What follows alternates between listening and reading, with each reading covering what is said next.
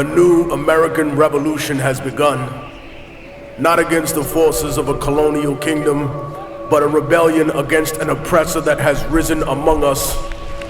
It is not a foreign invasion we have to fear, rather the threat of a force within our nation that has usurped what was once a dream of having the greatest democracy ever known to man. We now live in a world where the population has grown exponentially, and the planet is running out of resources to sustain us all. We in the inner city and those struggling in the suburban ghettos may not realize it yet, but make no mistake, the people who control the technology and run every enterprise that makes up our world have seen this coming for a long time. The ideas of renewable energy, global warming, the idea of collectively working were purposefully bought out, derailed, demonized, or corrupted in favor of an economic structure designed by a monetary caste system. In a desperate attempt to convince us that we need to maintain that extravagant existence, they've pretended we might share in their dream, that we can justify any inhumanity in its name. Out of this blind ignorance was born the curse of slavery. Many of the founders of this nation were themselves Masons. That is not a left-wing or right-wing conspiracy theory. It is a widely known and accepted fact.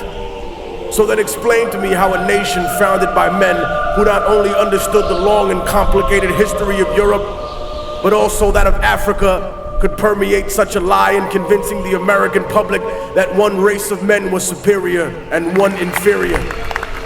When in fact we know that all the early men, the people who created civilization, every aspect of what we see today, the foundation of all modern human life, were from Africa.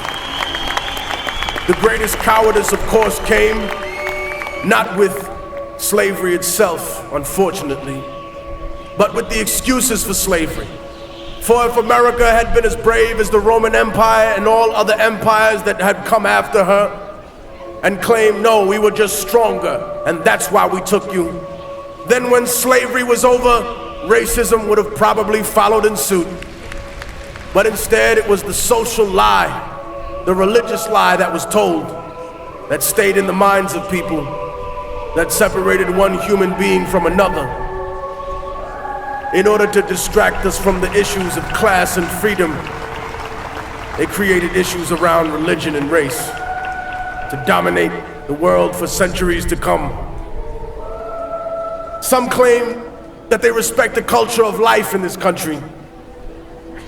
They cry out for the indignity of children that are slaughtered before they are born. But God has not penetrated their souls, for they have no empathy, nothing in their cold hearts for the hundreds of thousands of lives we have taken in our wars overseas, for that which they call collateral damage, which are the burnt and damaged children of the world. They have no prayers for them, only snide commentary on the internet and laughter in their hearts, and yet you claim to be one with God. We talk about immigration in this country. Might doesn't make right, ladies and gentlemen. It just makes right now. What we are saying to the rest of the world is one day when America grows weak, one day when her legions falter, on a day when her economy crumbles, China, Russia, Europe, whatever power has arisen, all you have to do is come here and conquer us in a few military excursions, and then you too can set up shop here, and in 100 years you can tell every red-blooded American, no, you are an illegal human being. I am the true citizen. I have all the rights. You have no rights. Maybe you forgot how you got this country.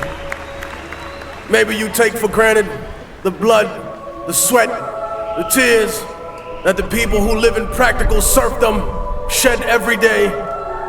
For we may not run America, but we make America run. We talk about the law, yet how many indignities have been legal in the past?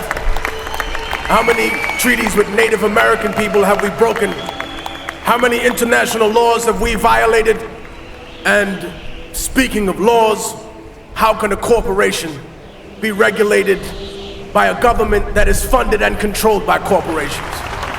How can there be accountability for people who see a profit margin above the lives of Americans, above the lives of human beings in other countries? We have taken the soul out of ourselves and placed them inside machines. My words, of course, will be marginalized, demonized in typical fashion. Anytime you dare to question the power structure, they say you hate America. No, I love this country. I see its beauty every day in its people. And I love it a lot more than those that have abandoned the American worker, that have chose to exploit and try and take away every single benefit that she has.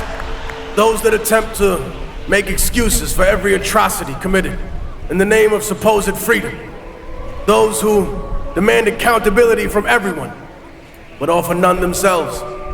Who favor contracts over lives, who favor invasion and control over organic democracy overseas. The greatest flaw that any intelligent person has is to think that they're smarter than everyone else. And so, as the government has planted its spies amongst us, we have planted our spies among them. They have infiltrated every branch of the American government.